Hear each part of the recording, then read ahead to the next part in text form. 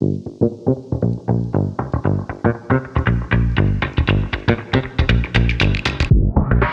up, everybody? Welcome to another edition of Talking Elite Fitness. Sean Woodland, Tommy Marquez, and Lauren Khalil. We're going to have Adrian Bosman, Director of Competition, on the show in a little bit. And it's going to be a little weird because we're going to talk about something right now that happened while we were interviewing Boz, and that is that the rule book for 2024 has now been released. Mm-hmm. And it literally came down the pipe while we were talking to Boz. And it was so like immediate that Tommy and I on the West Coast got it first before it trickled its way across the continental U.S.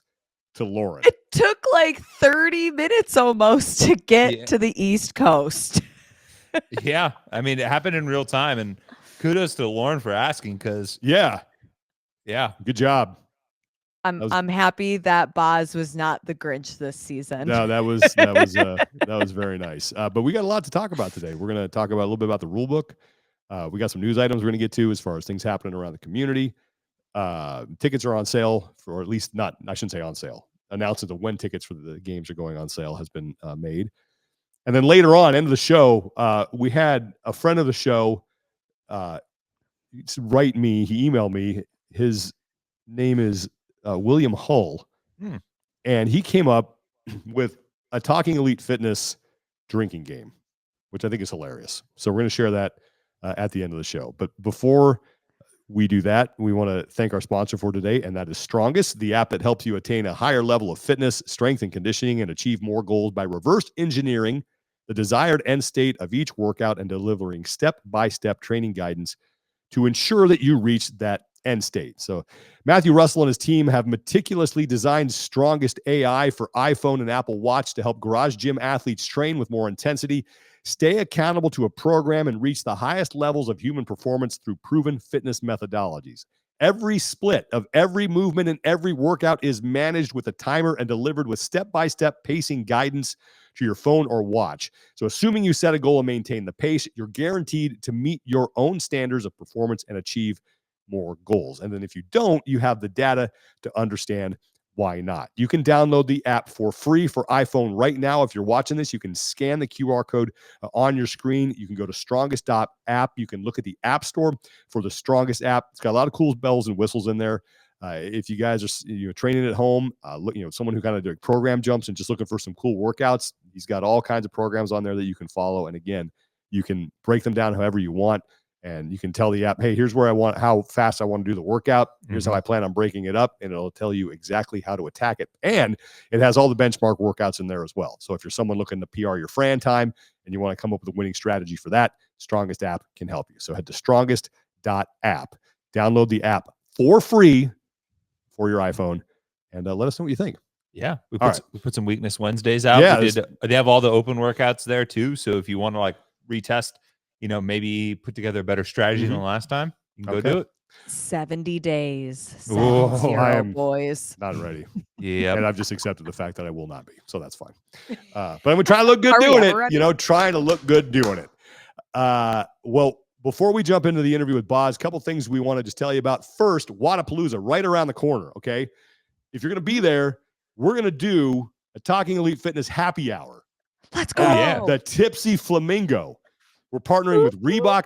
There's gonna be all kinds of good stuff going on. Don't let all the cats out of the bag. Some free swag. Do some swag giveaway, possibly some things that go on your feet that have not yet been released. New shoes. Giving away new shoes. We're gonna have cool cocktails, hanging out, 3 of us, and we'll have more details to come. But you can check our Instagram for the details on that. Tipsy Flamingo, 6 p.m. Wednesday night in Miami. We're going to be there. Did you say Miami? Miami? Miami. I'm channeling my inner Bobby Bowden. Exactly. I have no idea. One of my favorite Bobby. Okay, well, I'm going to say one of my favorite Bobby Bowden answers ever. And this was back in like 1998. I don't know. It's when I first got to Tallahassee. Former coach of the Florida State Seminoles. And my buddy, good friend of mine, asked this question to get the answer. And it was, I bet if you go online, you can find the soundbite. But this is when they had like Peter Warwick, Lavernius Coles, Travis Minor, like all these weapons. Yeah. And Mike asked him, he said, with all these offensive weapons, how do you make sure, like, everybody gets involved. And the first thing Bowden does looks at me and goes, "Can you play with 2 balls?" Oh God! Oh boy. Can you imagine if that happened in today's social media Oh world? man, yeah. So I was like, "Good job, coach."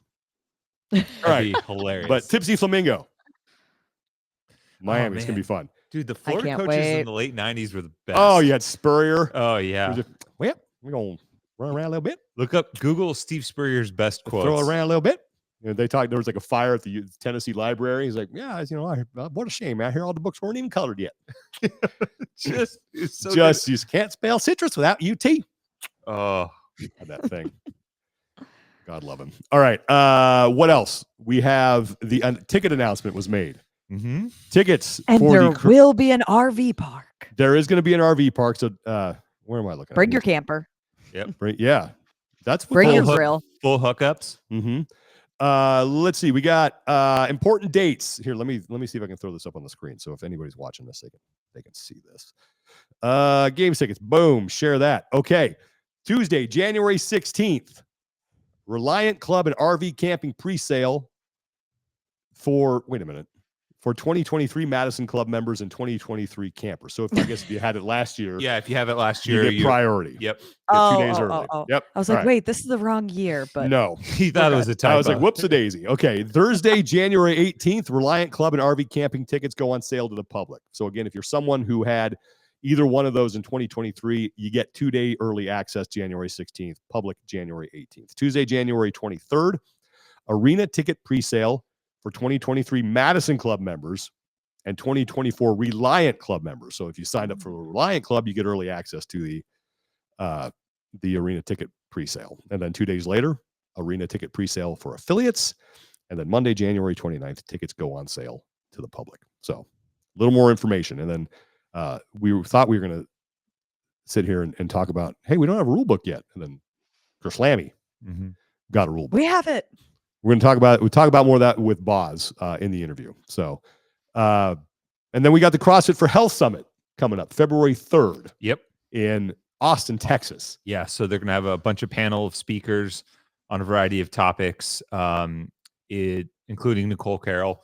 And then the MC is Karen Thompson, who had been part of CrossFit Health for a long time, and has been authored a couple of like sugar-free books in the past.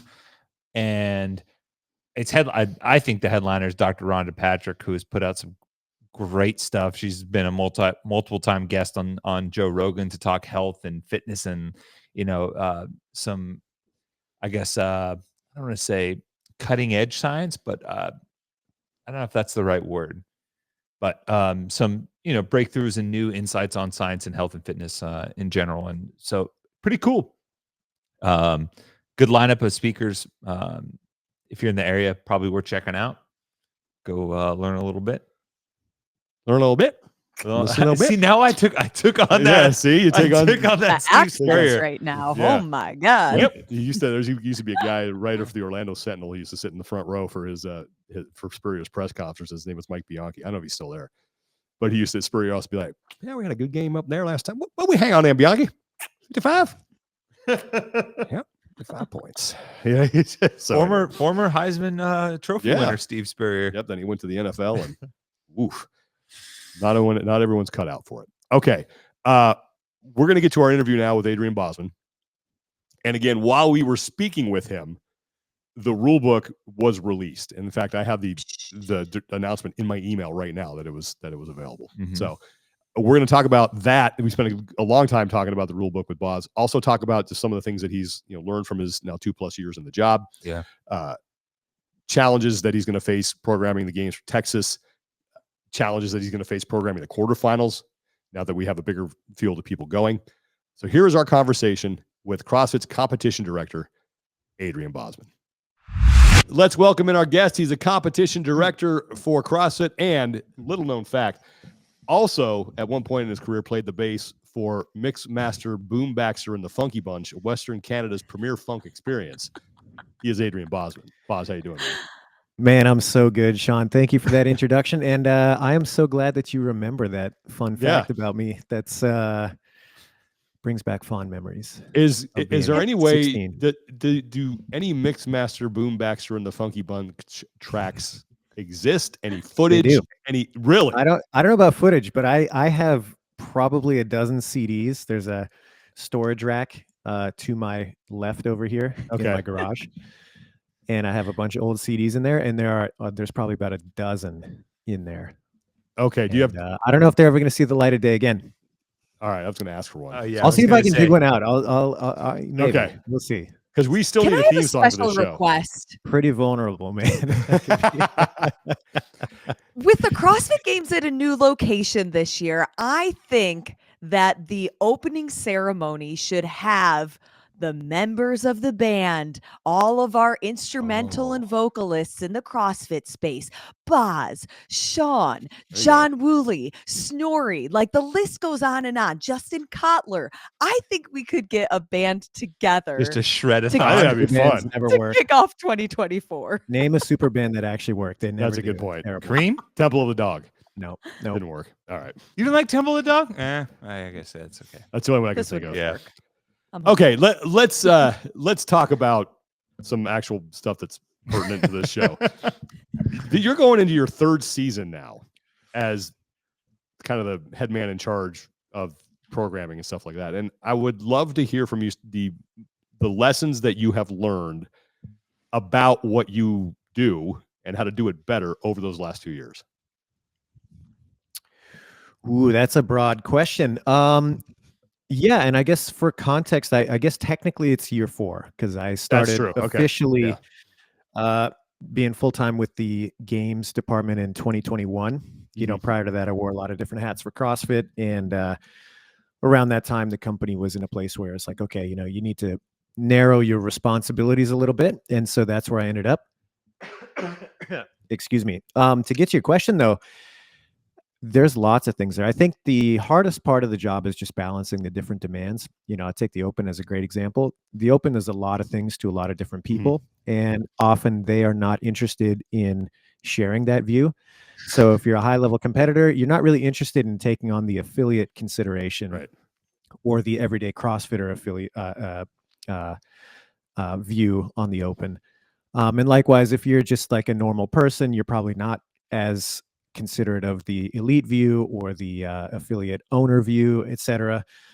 And so trying to find the kind of threading the needle of all of those different competing interests. I mean, there's a lot of overlap to be sure, but I think that's the hard part. And I think you guys have seen that probably, you know, any fan of the sport, you can kind of see the pendulum swing in some years. You know, like we had a real focus on kind of more competitive I guess scrutiny to some degree, where we're starting to introduce more strict floor plans and things like that, you know, more regimented documentation on a lot of the scorecards. And at the end of the day, we step back and we're like, how necessary is that for the execution of this for most of the people? And I think you're going to see the pendulum shift back a little bit when we get into 24. Okay. So yeah. Yeah. And kind of maybe going a step further, there's also the adjustment of 25% going on to quarterfinals this year. Does that adjust the programming or at least the outlook? Does that open the playbook, close the playbook a little bit more? If so, what has that done for you in terms of outlook? It definitely creates more of a challenge. I mean, it's a bigger population to consider. You want to make sure that it's a good experience for people. So that's at the base level. It's got to be something that, you know, if you qualify for it, you should have a legitimate chance of doing the thing. We don't want it to be so inaccessible that the 25% that actually qualify don't have a shot at even stepping onto the court, so to speak. But on the other hand, it has to be a legitimate separator and qualifier for the best. Now, you know, a lot of that is going to be brought by them because they're competing against other people of equal or similar skill. You know, you just have to be playing at that level, and that'll kind of bear itself out naturally. But it does create a little bit of a challenge as far as how things are laid out and at what point you choose to introduce things and how you choose to progress them. But yeah, we definitely are approaching it through that lens of, hey, we've got a much broader group of people. We want to make sure that everybody who wants to, that is qualified for that, can do it. We want to encourage affiliates that have athletes that are involved in this competition to jump in and feel like, hey, if we had to run these as classes, we could do that in support of our athletes. So maybe we only have a handful of people that are qualifying and are doing it, quote unquote, for real, like competitively. But we can make a weekend of it, or we can make a week of it with integrating it into our own program. So yeah, lots of things like that I think are hopefully, I'm betting that they're going to play out really well. I like that. And looking at that jump from, the 10 to 25% that now qualify for quarterfinals, what are some of the things that the team is discussing and working behind the scenes to ensure that the scoring and the judging of the right folks then move on to semifinals? Are the strategies different than years past, or what are some of the things that are working on right now? Well, I mean, the broad strokes are going to be pretty similar. Like we have to make sure that the qualifiers are vetted as best as we can, given the time and resource constraints that we're working with. So, in that sense, no, it hasn't changed. I think getting back to kind of Sean's original question about what kind of lessons do you learn sitting in the hot seat, you certainly look at an online competition format and you really have to consider like, okay, this is a movement that has legitimate cause to be included, but does it make sense right now in an online format? Is this just going to be a hassle, A, for the athletes, and then B, for the people that have to review it? Where is the juice most worth the squeeze with including some of these things, and taking a hard look at that and bouncing it off of the team and Dave. And it's great having him back in the mix to give some feedback, because sometimes you have such a great idea in your mind, you filter it through a couple people, and you're like, you know what, maybe that's better as a semifinals idea than an online competition idea. Do you want to give us those list of movements right now? Oh, come on. Or even has there been one where like, you can say it or not, but has there been one where you're like, oh, I thought this was really good, and then on retrospect, like, yeah, okay, maybe that didn't execute as well as I thought? Oh, you mean like in this year or years previous? Yeah. Sure. I mean, like, there's a lot of noise around the V-ups, I think. And I think there's some validity to that. I think anytime you introduce a new movement, that's going to happen anyway. And I think anytime that you've bulletproofed something, you may have done the best diligence that you could, and then 20,000 people do it and you find out, hey, there's more holes than you thought. That happens from time to time. So I think the V-up is a movement that I think it's still got legitimacy. I think it's relatively very possible to standardize that in a way that it does have a place in online comp. But that's one of those things that you have to put it to the test to get it to a point that it becomes as accepted as some of the other movements that have been around for a decade plus now. Wanted to go back to what you said about the quarterfinals a second ago. Two things. You said maybe we can run these as a class and integrate them into your gym's programming on whatever that weekend is. Second, you want to make sure that everybody who qualifies has a good experience. With those two parameters in place, is there anything that those two parameters immediately cross off the list that you cannot do? And you can take it, you can talk in general sense, because I know I don't want to get any like specific things, but there are things that are like, these are non-starters if we're going to achieve those two things.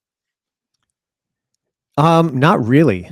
And I'll kind of frame that in a couple different ways. Like, number one, there's always a way that you can include something in a progressive manner. So, 80% of the workout is going to be something that anybody can do. And it kind of ramps up to the point that, okay, only the best can take it to the finish line, but everybody's had a shot to get where they could. So there's always opportunity to do that. I also think that, good experience should not be synonymous with like, I can do everything and be super competitive at it. It's like, no. CrossFit's a challenge. Competition is a challenge. There will be things that are going to be a stretch for some people, and that's part of the playing the game, and that'll never go away. If somebody's coming into it and thinking that like good experience means that I can just like breeze through all of these and the best will just be fast. It's like, well, that's not exactly the game we're playing either. I mean, the first open workout was a couplet with double unders, and it's like, right in 2011 was a big deal. And a lot of people were like, what the hell? So for sure. It's been and that's part of it too, like I think we should all be comfortable with the idea that CrossFit is a challenge, and that's part of the utility. And challenge doesn't mean that it's unsupported. Challenge doesn't mean that it's just like a thoughtless kind of beat down that's really just trying to be a toughness test. Challenge doesn't have to be those things, but it certainly has to be a part of the competition. You have a new venue. Boz, Oh, go ahead, Lauren. I'm hoping that on this call you're going to be Santa and not the Grinch. When can we expect to get Wow, the what a rule setup! book? Jeez. Did you like that? I mean, it should be out right now. Yeah, the rule book, we started rolling it out today. It is, maybe live right now, depending on where you are in the country. I don't know when this is going to go to air. It'll be out by then for sure, but it is live. The servers that host it are caching. I don't know if that's the right word. I'm not a tech guy, but it sounded good. That sounded really good, actually. I believed you. But depending on what the server is and the location of that you are drawing that information from, it may be loading a little slower. So on the West Coast, it should be available. I'm not sure how far east it's spread yet, but it's getting there. So as of like about an hour ago, it was available West Coast, and it's working its way. The way you said, we'll the way you said, the info. It's out right now. I just looked. But the way you said that didn't make it sound like a rule book. It was like, I don't know, a zombie virus or something like that. It's out on the west. It's spreading east very quickly. It's hit you guys already. Yeah. No. Okay. Well, hey, in fairness, rule books are a lot to wade through, and I think for the average person, they're probably not going to, and nor do they need to. But yeah, for the people that are making their living doing this, hey, it's available for you, and you can start combing through it. All right. Well, can we maybe just get some highlights or things that Wait, does that make me Santa? Yeah, that absolutely makes you That Santa. does make you Santa. Yeah. I like it when it's best easy. If we could get, Yeah, 100%. So thank you. What are some just top line things that you think are the most important things that people need to know before they really start diving into this? Whether it's changes, whether it's things that are staying the same. Yeah. Well, I think first things first is that most of the major changes I think people are already aware of. So, the serious season structure elements have already been talked about quite a bit. So, obviously taking the age group divisions and the adaptive divisions and having their own finals, that's been talked about a lot. Semifinal dates and locations were released recently. So that was a big question for a lot of people. So there's still some details that you can find in the rule book around that, but most of the major season changes people are already aware of. So some things that, again, some people might have already kind of discussed, but open registration is going to be live on January 9th. Okay. The Open's going to start running basically at the end of February. It'll be the last day in February, the leap year day. So when it opens, it'll run for 3 weeks. Same as it has been for the last couple of years. Some details there is that the adaptive athletes will be running their Open on the Wheelwad platform in tandem with the Open. I think, again, that's been pretty public for a while. And then some details around quarters are kind of the interesting things there. So as everybody knows, 25% for all divisions. That's nothing new. Indian age group have been combined. That's nothing new. People have known about that. What they may not have known about are the different submission windows. And this is one that I think is worth talking a little bit about because it dovetails into what you were talking about earlier, Sean, where, hey, hopefully we have a ton more people that want to sign up to do this competition, and it's not going to be a huge burden for the affiliates to host it. So to kind of facilitate that, we've decided to open up the submission windows. So they're much longer than they have been in the past. So the competition is going to run from Wednesday, and this is for all divisions. The dates are specific to the divisions, obviously, but the competition format doesn't change. So they'll run from Wednesday when the all the workouts are announced. The first submission window will go until Saturday afternoon.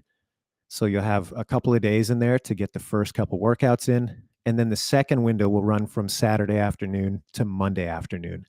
So again, a couple days to get the workout in there. So for the very best, it's a really generous time frame for everybody else who wants to participate and has earned that 25% qualifier.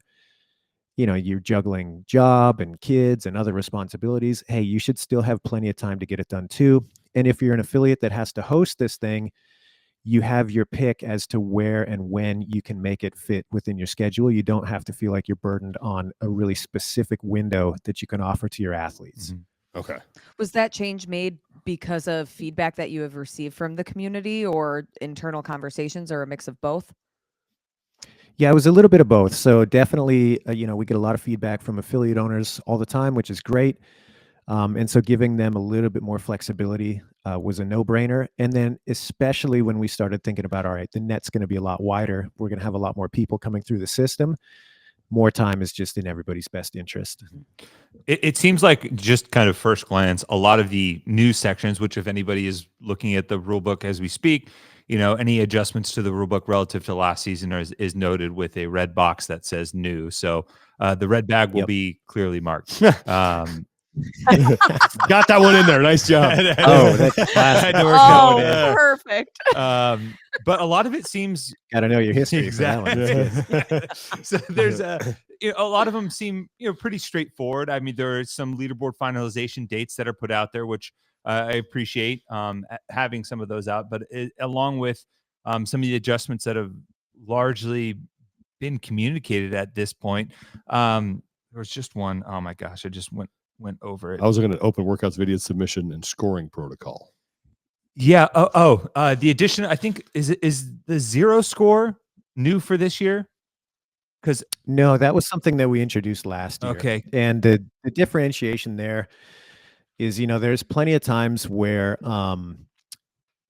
people are just not participating in good faith, you know, meaning that they just submit a video that's not related to the workout at all, or they're clearly trying to just mess with the system. Well, those are invalid and they should just be completely removed. And then the person along with it should be removed from the competition. The zero score is where, hey, you know, the score needs to be zero, but you're not restricted from the rest of the competition. And so we just needed a separate category that distinguished between those two scenarios. But that was introduced last year. Yep. There it is. I found the section I was wanting to talk about. Was the exemptions process for people that are living or working, whatever, outside of their country of citizenship. Yep. It started to come to the forefront a little bit last year, obviously, with some of adjustments. But there is technically a new next to it. But is there anything gleaned from last year's process that you're carrying into how you weigh and measure the exemption process this year? You know, last year was relatively straightforward when it came to that process. It was, like you said, Tommy, the first time that we did it. And, you know, we didn't receive the volume that I had expected, to be perfectly honest. And so, you know, we obviously had a handful of legitimate exemptions that we granted, and we had some that we denied. You know, they just didn't meet the criteria that was outlined.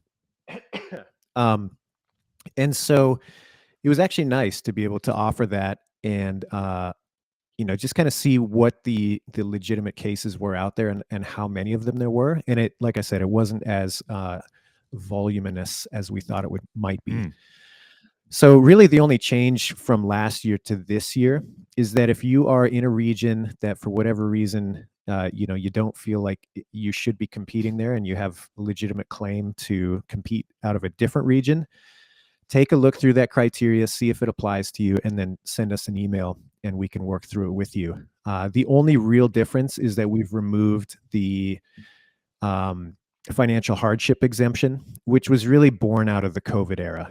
And so that was trying to capture, hey, I'm a Canadian athlete and, you know, I'm living in New Zealand. For me to get back to Canada to compete, you know, it's going to cost me a $20,000 plane ticket and 3 weeks in quarantine on my own dime. And then I'm going to face the same quarantine on my own dime when I get back to New Zealand. I'm looking at like a, you know, $30,000 competition ticket because of the COVID restrictions. You know, that's where that kind of came from. Since that's been relaxed, you know, we're not keeping that as a requirement or as a eligible criteria. Right now I can only get the 2023 rulebook to load, so I'm gonna ask: have the dates for the games for the Masters, Adaptive, and Teens been outlined? No, they have not, and that's a great thing to point out, is that we're still waiting for final venue confirmation from those divisions, and so once we have that, that'll be public, and it's, that's one of those things that as soon as we know, the public's going to know, because it's in everybody's best interest to have those dates. I guess it hasn't that- gotten But far they east they enough. don't exist yet. Yeah, that's right. One Apparently, of those East Coast servers. when it comes to the locations of the games for those divisions, is that something that they independently had to send out an RFP for, or what was that process like to find locations for their games? Yes, so those entities are, working to secure their venues. They obviously have us as resources to help them with that and bounce ideas off of and be supportive. But yes, they are primarily responsible for securing their venues. I'm looking at section 1.30 here. Open judging feel out of the requirements for loop. quarterfinals qualifiers. I think this is important. So any athlete. Boy, this is a party of an episode. Yeah, right. I know, right? Okay, cool. No one will be admitted during the rules reading portion of the. Yeah. 1.03a. Stop paragraph C. But it just reads. Anyway, sorry, Sean. No, it's all good. Any athlete who wishes to qualify for quarterfinals is encouraged to use a registered judge. That is a judge who has passed the 2024 online judges course during the open workouts. And so I'm clear on that. If you have any ambitions of moving on to the quarterfinals, you need to have, or you should have. No, that word recommended is exactly Okay, just making sure. there for a reason. So recommended because that person is going to have, at least some standardized exposure to what we expect. But getting back to this idea that we have 25% of a very large number that is going to be doing the open, we don't want it to be something that is restrictive for those that are going to be in that like 24th, 23rd percent that are getting in there. We don't want them to feel that they can't enter the competition because they didn't use a registered judge. Okay. So recommended, I think if you're an athlete that is making a career of this, you're going to be in the spotlight. It is absolutely in your best interest to find somebody who will hold you to that standard, because it's not great when it comes down the pipe that the standards weren't held. That's either going to result in a penalty, or at the very least, it's going to hurt your public image, and that's not good either. So, yeah, kind of dovetailing off of the games question in particular, I know you guys have spent some time at least at site visits and stuff like that. And from a programming standpoint, we've talked to you about this. We've talked to Dave in the past about every time you kind of step on to the site of the games, especially when, the games aren't set up there yet, you kind of learn and glean something from the environment and the venue, and it can kind of be a cause for inspiration. What have been your initial takeaways from being in Fort Worth and seeing the venue in person? And like for a lot of us, the first time we're going to see it is going to be when we step on site for that week. Well, not to be cliche, but everything's bigger in Texas, baby. Venue's huge. The competition floor is massive. It's bigger competition footprint than we've been able to have in a lot of the other arenas that we've been in. So that's pretty exciting. So the amount of things that we'll be able to do under that roof are going to be pretty awesome. A bunch of people from Texas just slap their table like, yeah. Yes, told you, told y'all. Okay, I got. But in all seriousness, it is a beautiful venue. The Dickies Arena is awesome. It was built in 2019. It's custom made for events and big events and out of the box events. You know what I mean? Like they host a ton of like rodeo events and concerts and all sorts of things where people are building custom stages and layouts, and it is built for that. So it's going to be pretty exciting to see what we can do. Knowing that the games is in Texas with just individuals and teams, does your mind start going in other directions when it comes to programming, knowing that those two divisions are the only ones that you need to focus on this year? Or is it still like a similar thought process? No, I think the thought process is similar. Obviously, it's a little less complex, having to lay out a schedule that makes sense with a larger athlete profile. So that is nice in the sense that you kind of eliminate some of those difficult things to work through. But as far as the process itself, no, I don't think it's particularly different. I have another rule book question. Sorry to be that guy who keeps. No, you're good. And I have a couple of things that I want to highlight in there. Okay, too, well, so. why Yeah, don't you? please tell me Yeah. because I still don't have the All right. updated version. What's the past like, Lauren? Yeah, right. I literally have the 2023 rule book open and I'm refreshing it until it says 2024. Oh, 2024, baby. There, Here we go. yay! It worked its there it way is. towards the server. There you go. Wow, real It's time. out to the East This is Coast. it's like an unboxing video now. Yeah, I will actually, Boz. Yeah, exactly. I'll let you go ahead and highlight what you want to highlight because you might cover what I'm going to ask about in that. Okay, cool. Well, so moving on to semis. Like I said, the semis were dates and locations were released, and the minimum qualifiers were public a while back. What people might have missed is just the number that are going to be moving to the games. So it'll be 40 men and women, same as it has been. Teams will be slightly reduced to top 30, and so what's kind of cool about that is we're going to have 15 domestic teams and 15 international teams present at the game. So it'll be kind of a cool 50-50 split there. So that's kind of cool.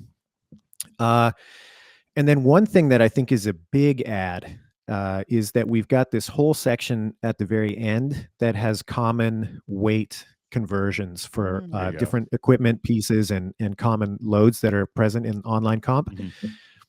People always ask about kilos and that sort of thing, and we do our best to include them where we can. People don't always look for them Right. where we put them, but for reference, we've got those there. So if people want to start kind of looking at that now, they can, in anticipation with what they think might come down the pipe for some of these online comps. So I just want to draw attention to that because people might miss it at the very end there. Okay, my question has to do with section 2.08, quarterfinals video review. Okay. So following number of top athletes and teams overall in each region are required to submit video of all workouts at the time they submit their score. 60 women, 60 men of individuals, and 40 teams. Age groups breaks down those numbers, but this is where then the final two lines. At the conclusion of competition, CrossFit will select one workout to review. If more review is required for an athlete, CrossFit may elect to review another workout. Athletes will have 24 hours to provide any requested videos. Failure to provide videos as required will result in the score of 0 for the requested workouts. The leaderboard will then be adjusted accordingly. So I want to go back to what you're doing. So I'm clear. I'm just going to repeat this back because I like to do that to make sure I understand things. Yeah. Athletes will submit videos of all workouts. You will pick one to review.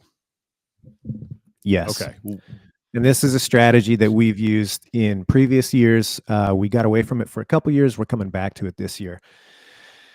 And so what that means for you, the athlete, so Sean, you're a top athlete in your region. You're planning to get that semifinal spot. That means you got to set everything up and videotape it and then submit it. And then once the competition is closed, we're going to say, okay, Sean, we're going to take a look at workout number 3. And that's the one that we are going to scrutinize heavily for you. Okay. And we're going to take a look at that. If you don't have that available, we're going to give you 24 hours to provide, or is it 24 hours? Is that what it said? Yeah. Yep. So if you cannot provide the video and prove that it was done within the window at that time, then you just get a 0 for that, straight up. And so from the athlete's perspective, they won't know which one of those we are going to select, and very high standard because they won't have any room to redo them once they are submitted. Okay. So there, in the past, you've done a pretty thorough video review, and I know the logistics of this, and we've talked about this before, because the amount of people that you have going through to quarterfinals is going to be a little hard to review all of those.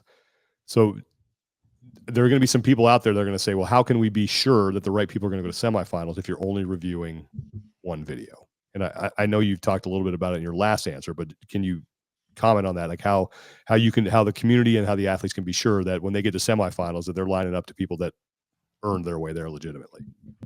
Yeah, I think there's a couple things there. So number one, not to punt this and not to absolve the responsibility from us, because ultimately it is our responsibility. However, we do expect a high level of integrity from the community.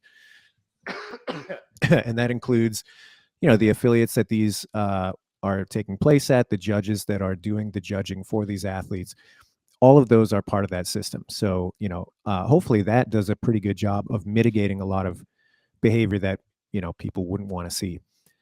I fully admit that will not eliminate all of it. And to be perfectly frank, no video review system that we have so far has been able to eliminate 100% of that. Now, I do think that the athletes that have made it that far to semifinals, I think there's been a lot of overblown criticism about, the system and whether or not it is legitimate. I stand behind the fact that, yes, the athletes that get to that part of the season, they have earned it.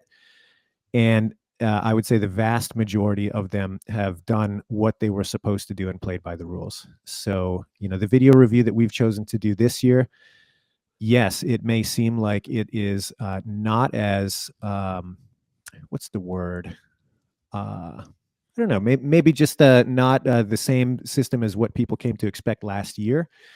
But again, the athletes not knowing which of the videos is going to be basically putting them in the spotlight, they're going to be incentivized to have to do it right. Because if they get something that, ultimately lands them with a penalty that bumps them out, like I said, there's no redos, there's no trying over again. And ultimately, they're not going to know which of those is going to be the one that decides their fate. Is there a contingency plan that might be in place if we have a situation similar to the first year shuttle runs showed up and there were multiple athletes? I mean, probably hundreds of thousands who counted their shuttle runs wrong. And well, let me push back on that. There were a lot, but there were certainly not hundreds of thousands. That's I'm sorry, hundreds or thousands. Sorry. Clarity. Yeah. And I push back on thousands even. I don't think it was close to thousands, but anyway. Yeah. But just in case there's one workout where whether athletes are counting wrong or the reps for whatever reason are just not clear for a lot of athletes, like, is there a plan in place if additional videos would need to be checked in that circumstance to ensure it doesn't skew the leaderboard? Yeah, absolutely. And that's part of the reason that athletes are going to have to submit all. And so I'll give you one example of hypothetical. So, okay, Tommy submits all of his videos. He's on the track to qualify for semis. Tommy, we're going to request workout number 2. You need to show that to us and we're going to scrutinize it. We see Tommy's workout number 2 and we're like, wow, this is so horrible. It is quite clear that the score that he reported and the score that actually happened are like way off. And this is like, we think there's a potential cheating there. There's nothing stopping us from saying, okay, Tommy, you know what? We need to see video 3 as well. And let's take a look under the hood a little further. You know what I mean? And so same thing in the scenario you're describing, Lauren. If we have a situation where it's like, oh man, there's clearly a mass confusion around this event. Yeah, we're going to do what we can to make that right. Now, I'll also say, kind of getting back to what we talked about earlier, it's our responsibility to make sure that the programming doesn't put us or the athletes in that position. And so making sure that it's as clear as it can be, and that, we're going to eliminate or at least radically minimize the potential for that sort of thing. Like, that's something we're taking a really hard look at. And one thing I do want to say, and I don't I don't want this to come across as, we're being defensive about it, but I think what you highlighted is a great point, is that it's noisy on the internet. Okay, thousands of people are miscounting. I don't think that was the situation at all. Yeah, there were some for sure. But to play it as if it was this widespread thing that affected a significant outcome of the competition, I don't think is painting it in the correct light, even though that's how it is drummed up often. And so that's unfortunate that that's what's kind of remembered. It doesn't necessarily match the reality. Even if the reality was like, yeah, there were people doing it wrong. And yes, it was confusing to some athletes. Sure. But the number, I think it is important to kind of match that up with, what really happened versus what was very loud at the time. You hear suggestions from people. And I think Bill and Chase have talked about this before. I know Bill's talked about this for a long time, is why not open up the video review process to maybe coaches that have an L2 background where they can go online and they can either vote a video up and down. And if something and I'm oversimplifying this, but the thought is that if you bring in more people from the community who are qualified to look at these things, they can help you filter through that. Why not employ some sort of system like that? Yeah, I love that. Maybe not that specific system, but the idea of leveraging the people out there that do want to help with this process, which there are many. And, we have to acknowledge that. So yeah, I think in years in the future, like we are absolutely having conversations about how we can better leverage that and how we can include people en masse that want to be involved in that. How that looks when that starts to get implemented, obviously no firm decision on that, but yes, I would love to be moving towards a situation that we can involve more people like that. Is there some kind of barrier to entry for that? I mean, that Sean mentioned, having an L2 or, something like that. I don't know what kind of thoughts are behind it. Well, and that's the trick, right? Is okay, who are the right people? Is it a particular credential on the coaching side? Is it competition experience? Those are all things that would have to be teased out. At the end of the day, there also has to be, like a back-end integration built in that we can actually host that in a meaningful way. So, there's lots of things there. And then, I think people forget too that CrossFit is a company that has a lot of different things going on, and this is the reality. And it's not always the case that you get everything that you want as a department. You know what I mean? Like sometimes you're like, hey, we would really like to do this, and they're like, cool story, deprioritize other things that we have to spend money on. And that's just the reality. Sometimes that's called working in a big organization.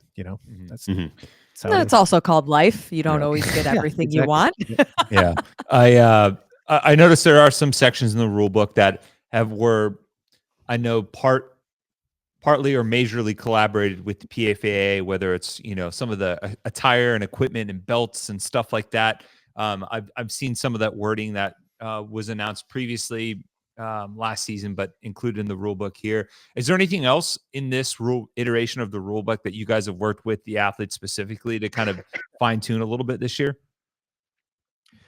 Not insofar as like they've provided language and we've used it, but definitely in the sense that, hey, we're always trying to get a good handle on where there's confusion, where athletes are asking for more clarity, where we can make things, just an easier path to tread, not only for the people that have to show up and compete, but for us that have to conduct the competition and resolve it. Where can we start to bring those two things closer together? So yeah, not so overtly as, those kind of hardline suggestions, but definitely in the sense that, we want to be open to ideas that are going to be best for everybody. I know a lot of these rules come out of, experience and lived experience, but I got to ask, one of the subsections of the specific attire requirements states adhesives and lubricants. And there's a section on the use of oil and grease, waxes. And has there ever been a case? I can't remember off the top of my head. Did someone show up to one of the swims like greased up like a hog and think they could like maybe body glide through the water a little bit? Not yet, but to think that we are only a reactive organization, Tommy, is selling us a little short. Yeah, so yeah, some rules there's absolutely like a an athlete or a situation that was kind of tied to it, and if we're ever around a campfire somewhere, maybe we can tell those stories, but there are plenty of rules within a rule book that we are anticipating, the direction that people might choose to take and saying, hey, let's just not go down that road. So how do you come up with some of those things? Is it just like getting in a room with folks and thinking, what could the athletes potentially do to, have an edge or cheat the system? How do you come up with what goes in there? There's some of that. There's also, I think, a lot of borrowing from other sports. Like that whole equipment section. A lot of that's informed by, okay, what happens at a weightlifting meet or a powerlifting meet, et cetera. And so borrowing from what already exists within other sports, I think, is a good. It provides a signpost at least. Yeah. In some context. Sorry. I think of that scene from Major League, Vaseline ball. Yeah. Oh, yeah. I don't know why that popped into my head. Well, and that's the other thing too. Like, it's funny because you know, like my role has kind of painted me into being number one for head judge for a long time, like standards, you know, Yeah. and then number two, rules. And the rule book, you know, my personal inclination is like to be a lot more loose about things and like, yeah, people are going to do the right things and blah, blah, blah. But, you know, sometimes that's not the case. And you got to make sure that you're ahead of that. I am always a little surprised and disappointed when athletes are so willing. And this is a very small minority, let me be clear. But you know, there are some athletes that are very willing to try to play the game of like, well, it wasn't explicitly stated, therefore that means it's expressly permitted. And you're like, no, in what Right. universe would we say that that would be okay? Yeah. But they try to make that case, you know. And so again, it's a balance about trying to anticipate situations that could happen in a legitimate sense without creating this, you know, monster of a document that nobody would ever Right. sift through anyway, and then it becomes kind of an exercise in futility. You've talked about Fort Worth and the venue there, and Dave, I think, said on a podcast. I'm sorry, I can't remember what podcast it was, but he said that it's going to be like 95% indoors. So first, there's to me, there's two. It's a very specific percentage. Yeah, that's what he said. So I don't know how he figured that, but whatever.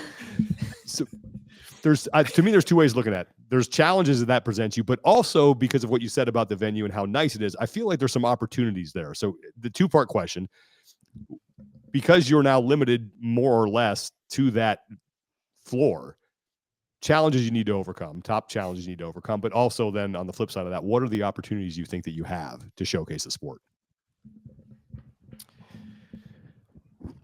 Well, top challenges is just making sure that we can still present the breadth of fitness testing that is required to have those men and women and teams at the end of the weekend stand on top of the podium, and we can say confidently, and the community can rally behind it, like, these are the fittest people on earth.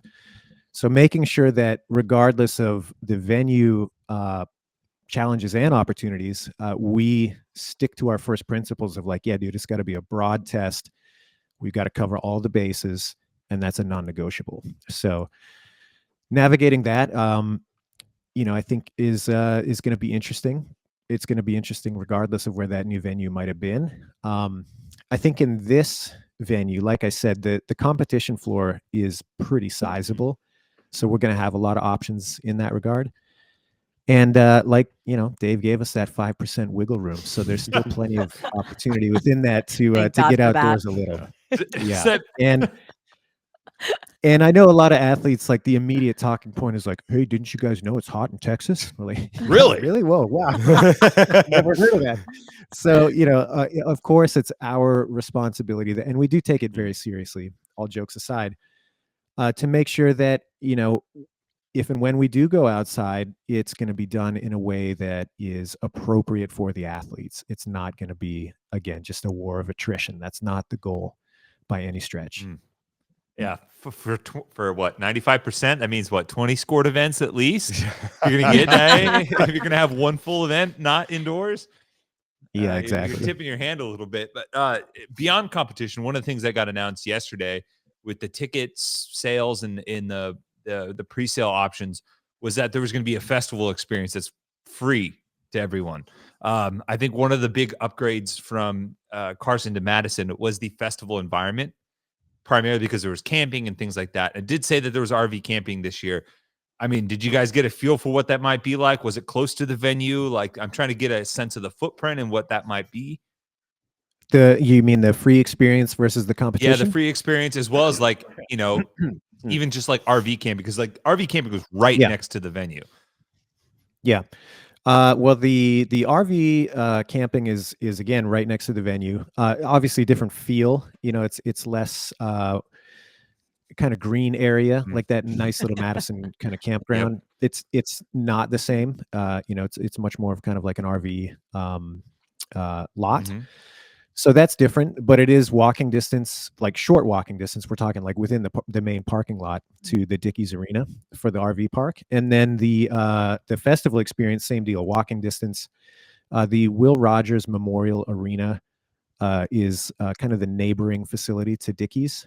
and we're going to be utilizing that in a big way. Oh, And that I'm really excited about, because part of the, I think, cool thing about the games is trying to get people that may be kind of CrossFit curious, shall we say, interested and like exposed to how cool the community can be, how cool this whole like event can be, you know, ride the enthusiasm off of that without having to plunk down, you know, hundreds of dollars for a ticket, let's say, without knowing if this is really for them, right? Hey, come on out. Let us show you how awesome it can be. Hang out with us for a couple of days. And hopefully that's going to spur a lot of people to like step into that affiliate in the Fort Worth area or wherever they're coming from, and take that forward. Yeah. Any plans to program anything that really embrace the Texas culture? I'm thinking rodeo, bull riding, something that's kind of out there. Maybe not bull riding, but you get what I'm asking. I mean, I can either confirm or deny at this point. But yeah, I mean, I think there's no reason for us not to, you know, tip our hat heavily to the environment that we find ourselves in, for sure. I just have one question left. Where are you in the programming of the 2024 Open? Concepts. Oh, open. Sorry, I thought you were saying games. Oh, all right. We'll take that. No, the open. the games are concepts. The open. Let me be clear, dude. We're sitting right before Christmas. It better be close. Yeah. You know what I mean? No, the Yeah. open's good to go. We have some polishing details. But other than that, we're pretty much good to go. Cool. All right. Well, I lied. I got one more for you. Okay. Best present you've gotten for Christmas? Ooh, yeah. Like ever? Ever. Yeah, I guess we can go ever. I feel like there's like a category for like as an adult and as a kid too. Yeah. Okay. Oh man. Okay. I'll go back and I'll attach a story to this one. I was probably, let me think, 4 or 5 years old, and living in Edmonton, Alberta, Canada at the time, the city of my birth. And you know, my dad at the time, he was pretty into the toys that he was getting me and my brother, and I totally busted him, but I didn't know it. I came down in the middle of the night and I needed a drink of water or whatever, you know, like little kid stuff. And my dad was sitting there in the kitchen, like on the floor in like a straddle position, you know what I mean? And it was really weird, number one, because he's sitting on the floor, right? I didn't really pick up on it that much as a kid. And then number two, I could tell sort of, and certainly in retrospect, that he was trying to block my vision of something. You know? But anyway, get my drink of water, go back upstairs, don't think anything of it. And I got this really sweet, like it was like a robot for Christmas.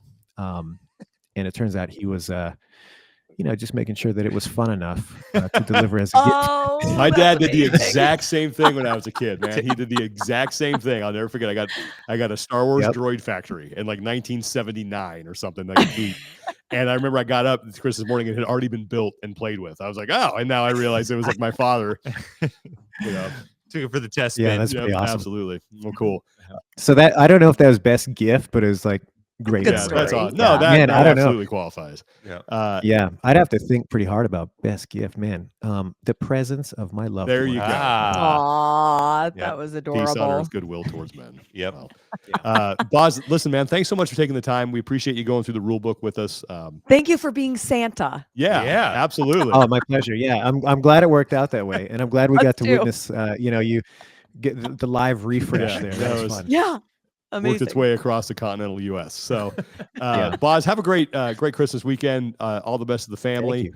Pet the dogs for us, and looking forward to seeing you soon, man. Yeah, we'll do. And same to you guys. Thank you guys for having me. And yeah, we'll see everybody in the new year. Awesome. Thanks, Boz. As always, big thanks to Adrian Bosman. We always appreciate him taking the time to speak with us. Always fun chatting with him. Mm-hmm. I have a tremendous amount of respect for him. For sure. The way that he stepped into that role. He hasn't shied away from anything. That's not an easy position. No. And I think he's handled it tremendously. We'll talk a little bit more about that in a second. But first, Lauren, there was something that we did not talk about at the top of the show that I know you wanted to bring up. That you've been digging into a little bit. Yeah, just saw another post on social media. Jarrett Smith, who was over at CompTrain and coaches athletes like Lucy McGonigal, Sydney Michalician, and Carolyn Stanley, he has now accepted a position over at Proven and Proven's new HQ that they are in the midst of opening. Interesting. Okay. This feels like college conference realignment. It does. That you know what? That's a really good way to look at it. Where a lot of there used to be all these different conferences that are now just kind of forming into almost like a big 3 or big 4. Yeah. And with that, some maybe historical legacy type conferences are going by the wayside. It feels like maybe CompTrain is the Pac-12 in this instant, you know, where everybody's jumping ship. But yeah. Correct me if I'm wrong. When we had Bergeron on a while ago, and he made the announcement about handing kind of things over to Cole Sager. Didn't Bergeron make the point that they want to focus more on the non sort of competitive athlete? Well, that's kind of where his focus was going to be, and just strange for because something called CompTrain, but yeah. But I'd be curious to talk to Cole again, especially now ahead of the 2024 season, just what his plans are and, you know, maybe what athletes is he working with or plans to work with, and just might be a good update. Well, CompTrain has a big masters contingent too. They do. So it's not just the For individual elites as well, but you know, and there's also, I guess, from a competitive standpoint, there was that like I think they were out ahead of things in terms of providing competition programming for athletes that are trying to come up in the sport 10 years ago, 10, 12 years ago. So for people that were like competition curious, you could get your, you know, you could cut your teeth on some of that type programming early on. Yeah. So, yeah. And to your point, Tommy, about these super conferences, people are going to go where the resources are and look at the places that have the most resources. It's HWPO, it's Proven, and it's Mayhem. Yeah. Those are your big 3. And then I would argue, you know, it's almost like they've always been the same they've been at this level for quite some time, and they've just curated it well. As Invictus is kind of like that. Sure. And I think, and that's not knocking, like I'm a huge fan of Justin Kotler and Underdogs Athletics, but they're not the size of, you know, the juggernaut training camps out there. But I think he would tell you that too. And training think tank too. That's another great one. Yeah. But it's also like are they very much the size that they want to be, and they're going to curate that accordingly. But all right, well, that's something because like just with we can discuss the sizes and the resources, but where does like which athletes they have come into play? Because Underdog says Alex Kazan, Training Think Tank has Travis Mayer, kind of Noah Olson, maybe. Yeah. Alexis Raptis. Yeah. So, I mean, notable people, obviously, with podium potential. So. It's interesting to see, you know, where this is going to be in a couple of years. If it's really just going to be, you know, and I think you might even be able to make the case for it now, is that there's just 3 training camps that are dominating this whole thing. Yeah, and Brute just moved too, right? So yeah, what is that iteration going to look like? And they've already been through a couple different cycles in terms of what that company and brand represents, just from changing ownership and things like that. So let's get back to Boz and just wrap that up. But Lauren, thank you for bringing that up, because that is a bit of news that we wanted to get to. But as you heard him, Boz, in that discussion, say if you want to go through the rule book and you want to kind of just skim it for the new stuff, everything that is new literally has the word new next to it in a red box. And most of this stuff is out there. I'm glad they're getting the video review thing out now for quarterfinals, because I know that's going to be, people are going to talk about that. And I think Boz handled it really well. But, you know, given the volume of what they're going to try to be doing here, especially with the age groups, you know, the age groups, 250 women, girls, and 250 men and boys have to submit videos. So however many events that is, do the math. It's like, so they're gonna spot check one. They're not going to tell the athletes which one it is, and you know, and we'll see how that plays out. Yeah. But that was the one thing I definitely wanted to ask him about, because I know it's something we had talked about before. Yeah. About how they're gonna figure that out, and now we have the answer. And I liked some of the discussion about the free CrossFit experience the festival experience that's gonna be in Texas. I think that's a huge potential that's fantastic benefit. Yeah. Like you can get access to, you know, vendor village, exhibitions, free workouts, instructional stuff, basically everything that was in all the other pavilions in Madison, but for free, and still have a live stream viewing area.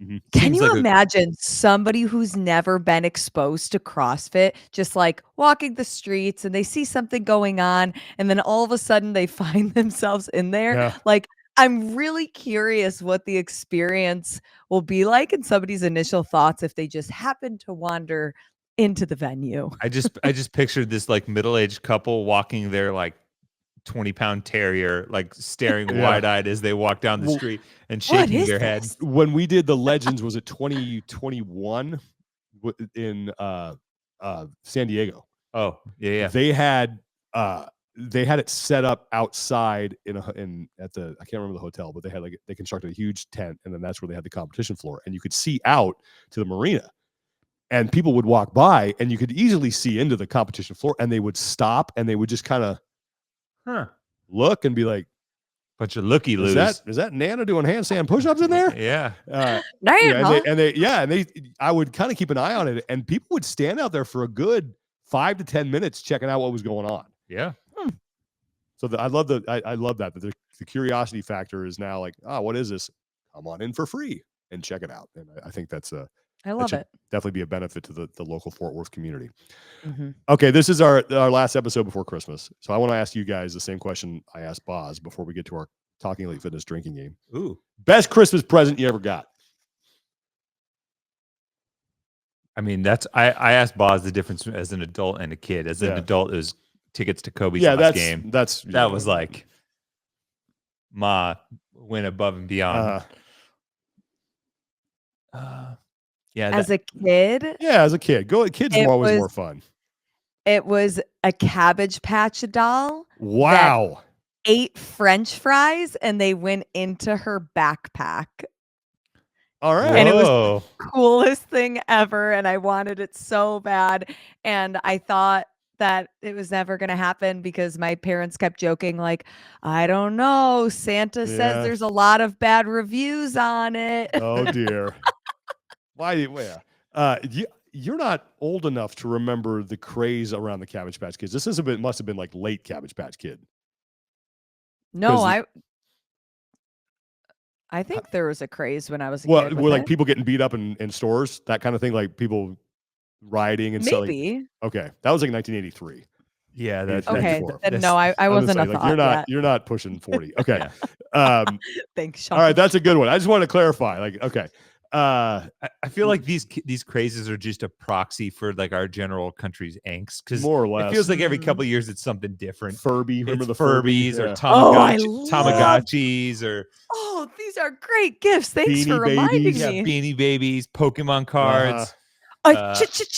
Chia. Oh my gosh, those no one chia ever got pets. trampled for a chia pet. That was on my Christmas list every single year, Okay, Sean. but you can Every find that year. right now. Like those are easy to find. No, there was no great chia pet shortage of 1985. Like that There never could happened. have been. There wasn't. Oh man, Nice try though. That's a good gift. I think the best one. I tried to think about this. I think the best one I got as a kid. I don't know why. Like it wasn't. It's the one I remember. It was. I got the GI Joe Sky Striker, which is like an F-14 plane, which is like it's the best. One of the best GI Joe toys that was ever made. I mean, the thing had like missiles and detachable bombs and stuff. Like the wings swept back. I loved that thing. It was awesome. And that was like I was at the age. I think I was like 9 years old when I got it, 8 or 9. And that's when I think to me Christmas is the most fun because you really get it. And you like so anyway. that Did was you when guys collect Hess trucks? What was the that? Hess trucks. That's an East Coast thing. What? You heard about Really? that? Yeah, I know. Yeah, no, I know But what I you're heard talking that they're about. selling them and it won't be a thing anymore. Yeah, I can still see the commercial. When I lived in Jacksonville, I'd see The that Hess commercial truck's all the back time. and it's better Yeah. forever. Hey, the Hess truck's here. Yep. is here. The Hess truck's here.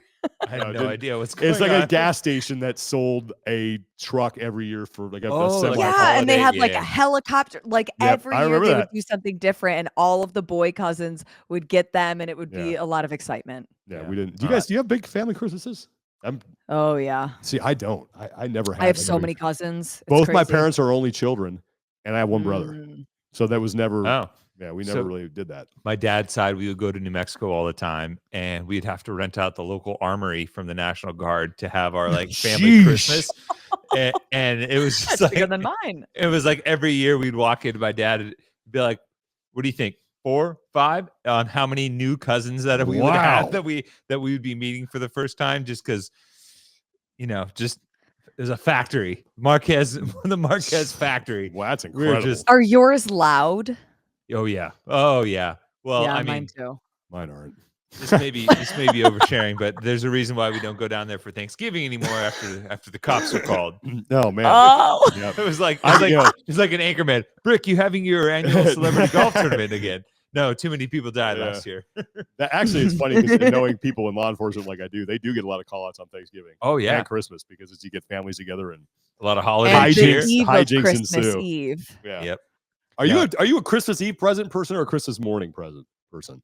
Oh, I totally prefer Christmas Eve. Really? Really? Yeah. I think that I don't want to open anything up on Christmas Day. No, I'm a Christmas because morning. Keep it the way. for a child, yes, All right. because I feel like if all of the adults open their gifts on Christmas Eve, then you can focus more on like the right. kids who makes sense. still like have the.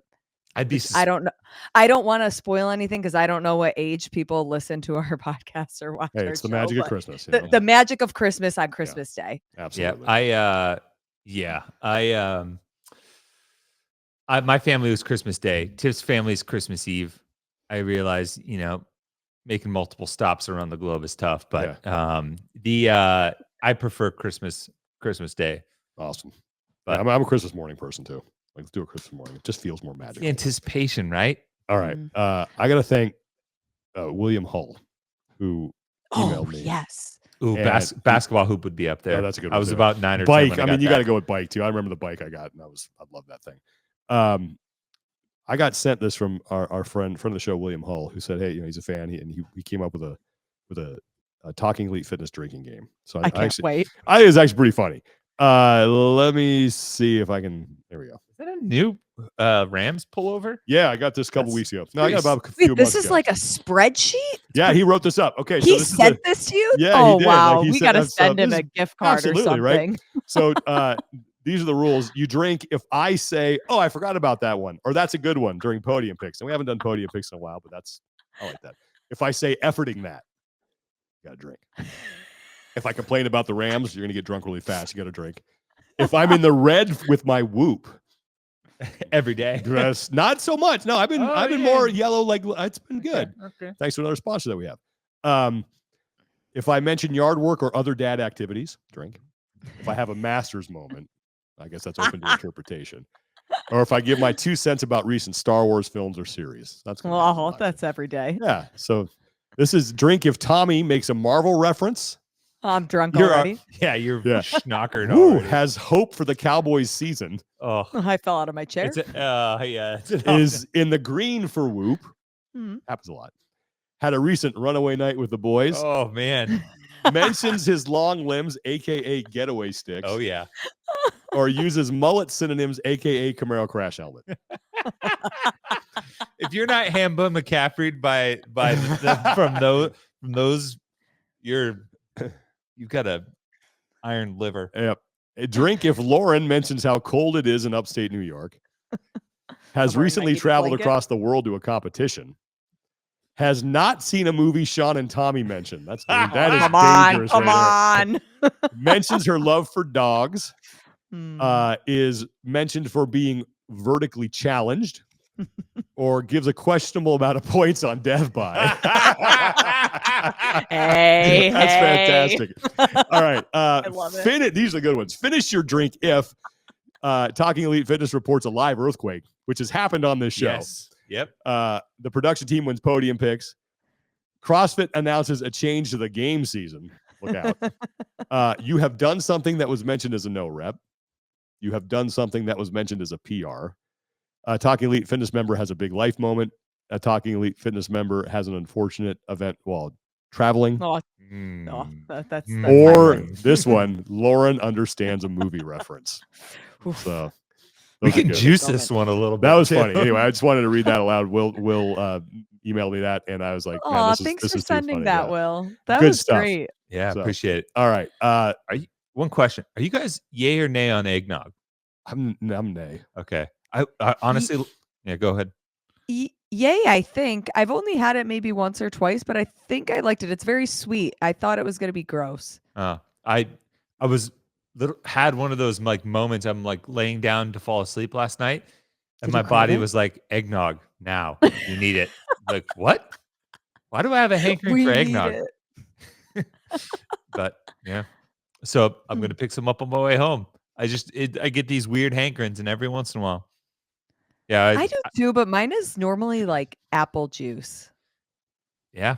I don't know. I wasn't sure if I know Eggnog. eggnog is a polarizing Yeah. drink these times. I think Dave Attell, comedian, described it the best. I want to get a little drunk, but I also want pancakes.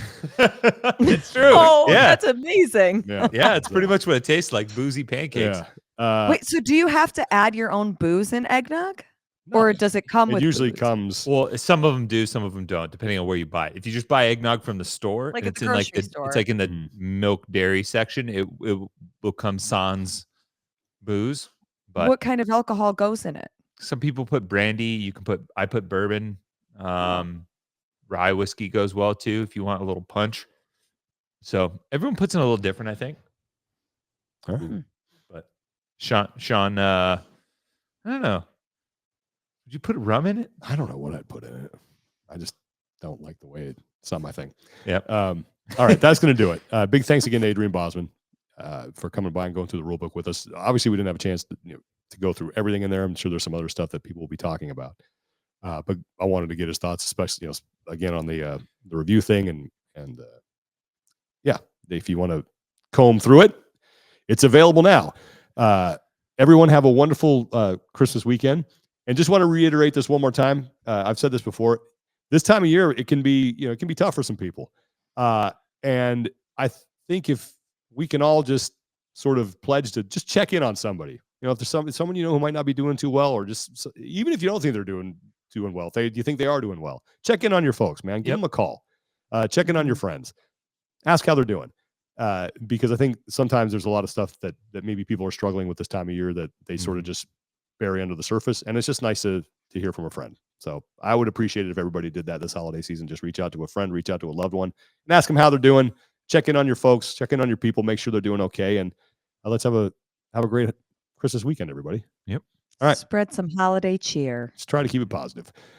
All right, that's going to do it. Again, thank you to Adrian Bosman for stopping by. For Tommy Marquez and Lauren Khalil, I'm Sean Woodland. Take care of each other, be better, and we will talk to you guys next time.